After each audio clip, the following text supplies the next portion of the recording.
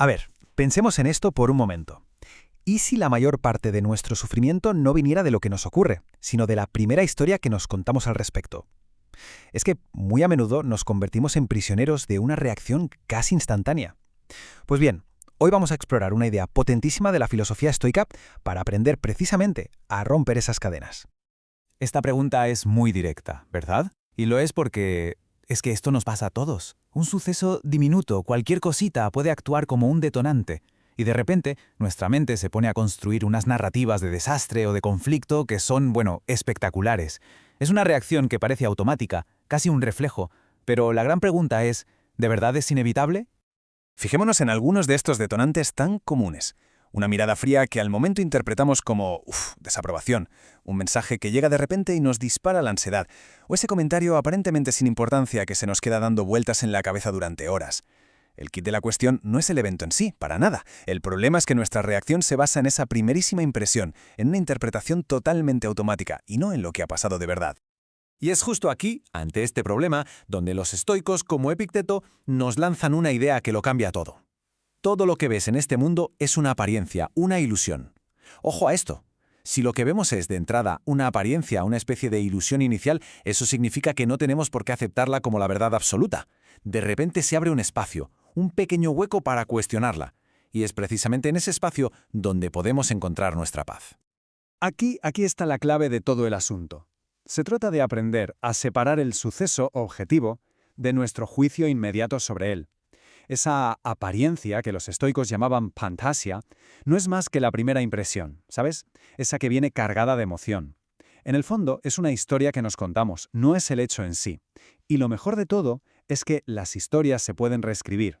Claro, esta distinción puede sonar un poco abstracta, así que para que se entienda perfectamente vamos a darle vida con una fábula antigua que lo ilustra de maravilla. Es la historia del búho y el espejo. Imaginemos la escena. En mitad del bosque, nuestro búho se topa con un objeto extraño, brillante, algo que nunca había visto. ¿Y cuál es su primera reacción? No es la curiosidad, no, es la alerta. Exactamente como nos pasa a nosotras tantas veces ante lo desconocido. Esa incertidumbre del principio ya empieza a manchar su percepción de la realidad. Y justo ahí es donde se produce el error. Ve su propio reflejo y su mente salta a la conclusión más rápida posible. Un intruso. La apariencia, esa primera impresión, se convierte en su única realidad. No hay ni un segundo de pausa, no se lo cuestiona. Es solo una reacción puramente visceral. Y a partir de ahí, el caos. El búho agota toda su energía en una lucha feroz contra un fantasma, contra su propia imagen.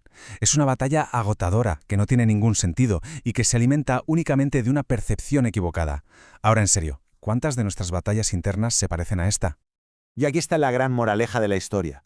El verdadero enemigo del búho nunca estuvo ahí fuera. Su sufrimiento no venía de una amenaza real, externa, sino de su propia reacción, de su lucha interna contra el reflejo de sus propios instintos y miedos. Vale, entonces, si a menudo somos un poco como ese búho, la pregunta del millón es ¿cómo podemos aprender a no atacar al espejo? O sea, ¿cómo pasamos de toda esta teoría a la práctica del día a día? Pues bien, aquí tenemos un método práctico en 4 pasos muy claros.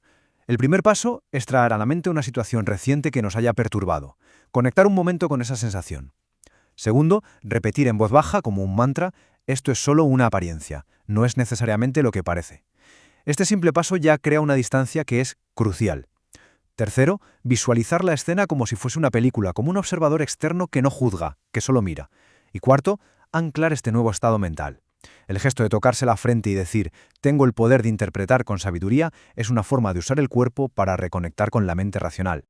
Claro, hacer este ejercicio una vez está muy bien, es un buen comienzo, pero la verdadera transformación llega cuando esta pausa para reflexionar se convierte en un hábito. La idea es ir integrando pequeños recordatorios, lo que llamamos anclas, a lo largo del día para mantener esa conciencia. Se pueden usar 3 tipos de anclas que son muy sencillas. Por un lado, una visual. Se puede imaginar un antifaz que se cae como un símbolo para recordar que hay que mirar más allá de esa primera impresión. Luego, una física, el simple gesto de tocarse la frente que sirve para activar la claridad mental. Y por último, una verbal, un mantra, como por ejemplo, no todo es lo que parece, elijo cómo lo veo. En el fondo, son como pequeños botones de reinicio para la mente. Y con esto llegamos al corazón de todo este asunto. El poder no reside en controlar lo que pasa fuera, porque el mundo externo es incontrolable. Las cosas pasan, y punto.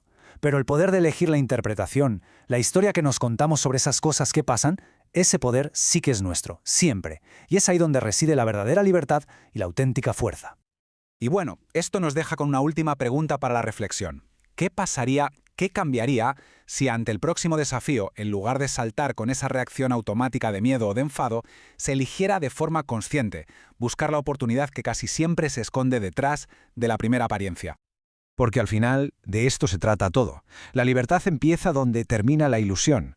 Se trata de dejar de ser prisioneros de nuestras propias reacciones automáticas.